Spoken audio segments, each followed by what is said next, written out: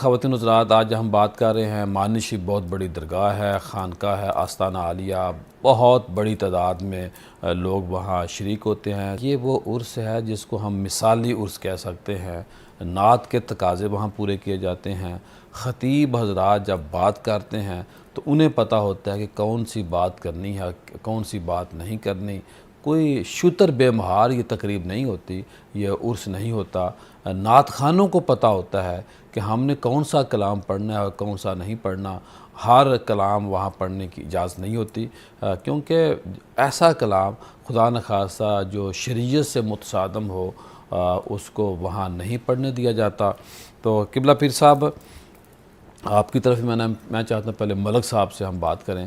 ملک صاحب، اس درگاہ کو آپ تو پورے پاکستان میں سمجھتا ہوں کہ آپ درگاہوں کے، خانقاہوں کے، مزارات کے ایکسپرٹ ہیں، اور جتنا آپ کا سفر ہے مشائخ کے حاضری کا، کوئی بندہ اتنا نہیں ہے جس نے مسلسل سفر کیا ہو۔ تو آپ اس خانقاہ کو باقی درگاہوں سے کیسے مختلف دیکھتے ہیں؟ اور آپ کو تو یہ بھی سعادت حاصل ہے جو آپ پہلے ہی بتایا کہ آپ کا جو خاندان ہے اس خانقاہ کا مرید ہے۔ پیر صاحب، اصل میں اصل اور نقل یہ ہر دور میں بالکل متوازی برابر ساتھ رہے ہیں۔ اصل آتی ہے، نقل آتی ہے جی، اور یہ شروع سے ہی یہ ایک سلسلہ چل رہا ہے۔ یہ خانقاہ جو ہے دربار عالیہ قادریہ مانی شریف ضلع جھنگ، یہ واقعی وہ جس طرح پرانے لوگ کہتے تھے کہ مساجد جو ہیں یہ حرم بیت اللہ کی بیٹیاں ہیں، خانقاہیں جو ہیں وہ رسول اللہ علیہ الصلوۃ والسلام کے روضہ اطہر کی شاخیں اور ان کے انوار کے چشمے ہیں۔ ماشاءاللہ۔ یہ خانقاہ قادریہ مانی شریف حقیقتاً حضور سیدنا غوث الاعظم سرکار کے وساطت سے ان کا یہ سرچشمہ ہے، رسول اللہ کے فیضان کا سرچشمہ ہے۔ اور اس کی وجہ یہ ہے کہ معیار دیکھنا ہو تو وہ یہ دیکھنا چاہیے کہ شریعت اور سنت کے مطابقت کس خانقاہ میں، کس شیخ میں، کس سلسلے میں موجود ہے عملاً۔ صحیح۔ اگر وہ موجود ہے تو اس کو ہم کہہ سکتے ہیں کہ یہ حق ہے، اور اگر شریعت کی دھجیاں اڑائی جا رہی ہوں، شریعت کے منافی احکام جاری کیے جا رہے ہوں، تو وہاں پر پھر سوالیہ نشان ضرور اٹھتا ہے، اور اٹھنا بھی چاہیے۔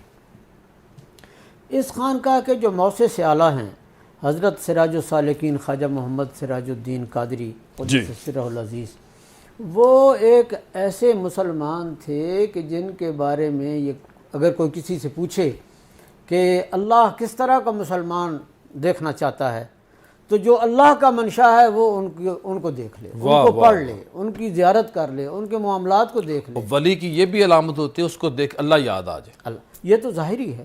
اور یہ ہے کہ یہ اس حوالے سے کہ شیخ کے احکام، ان کے معاملات، ان کے معمولات، ان کے عقائد اور ان کے اعمال، اور پھر سالکین کے ساتھ رویہ، مخلوق کے ساتھ رویہ، یہ ساری چیزیں جب ہم اس پیرامیٹر پہ دیکھتے ہیں تو وہ ایک ممتاز اور ممیز اور منفرد شخصیت نظر آتے ہیں۔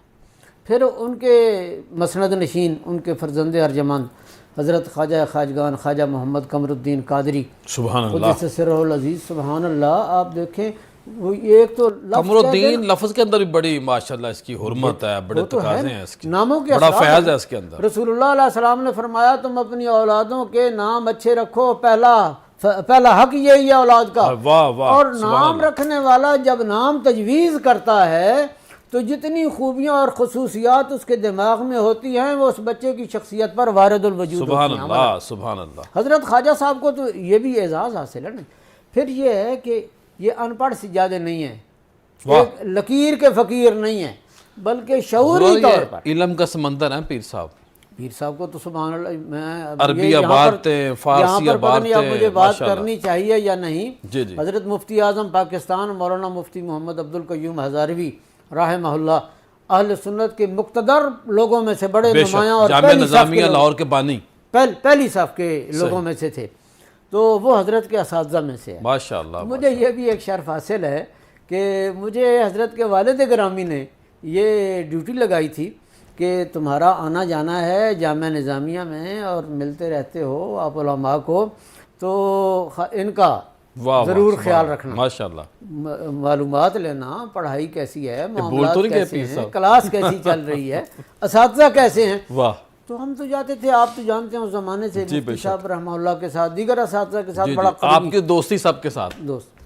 تو میں ایک مرتبہ گیا تو میں بیٹھا تو میں نے کہا مفتی صاحب ایک طالب علم ہیں یہاں پر، صاحبزادہ صاحب ہیں، اور وہ دربار قادریہ ماہنی شریف کے جو مسند نشین ہیں ان کے فرزند ارجمند ہیں، جی پڑھنے کا انہیں بڑا شوق ہے، اور ان سے زیادہ شوق ان کے والد گرامی کو ہے۔ واہ، وہ خوش ہو کے ہوں گے، وہ ان کا بڑا فوکس کہا آ کے درگاہوں کے جو سیانشین ہیں، جو ولی عہد ہیں، وہ پڑھیں۔ صاحب مفتی صاحب تو حشاش بشاش ہوگا، انہوں نے کہا ہے ایسا پیر بھی کوئی ہے جو کہتا میرا بیٹا عالم بنے؟ اللہ، میں نے کہا جی وہ دربار قادریہ ایسا پیر بھی کوئی ہے؟ ایسا انہوں نے جملہ بڑا یونیک ہے۔ انہوں نے فوراً ایک طالب علم کو بھیجا کہ جاؤ بھائی بلا کر لے آؤ۔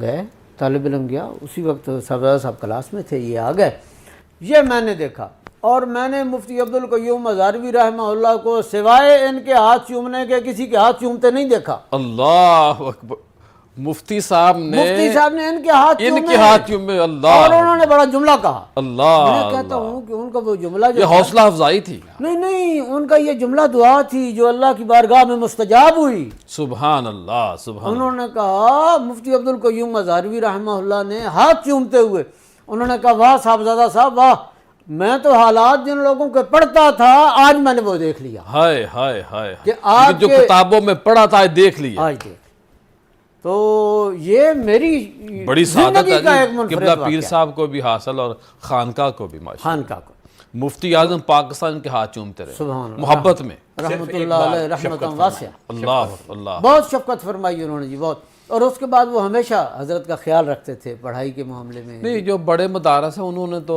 مشائخ کے بچوں کو بڑی عزت دی ہے، ان کو الگ کمرے دیے، الگ کھانے کا اہتمام کیا، کیونکہ وہ کہتے تھے، سمجھتے تھے کہ اگر یہ پڑھ گیا نا تو پوری خانقاہ کے اندر تبدیلی آ جائے گی۔ لیکن یہ حوصلہ افزائی تھی۔ لیکن قبلہ گواہ ہے، میں نے کوئی الگ کمرہ، کوئی الگ کھانا اس قسم کا کوئی، اور عوام پتہ ہی نہیں تھا کہ یہ عوام پڑھتا ہے یہاں۔ یہ حضرت نے جا کے فرمایا کہ اللہ، بلکہ خواجہ صاحب کی ایک یہ بھی خصوصیت تھی، سبحان اللہ، اللہ ان کی قبر کو پرنور رکھے، سبحان اللہ۔ دیکھیں جی حضور کی بارگاہ میں، حرم نبوی میں جن کا وصال حالت سجدہ میں ہوا، اللہ، تو یہ کو تھوڑا اعزاز ہے۔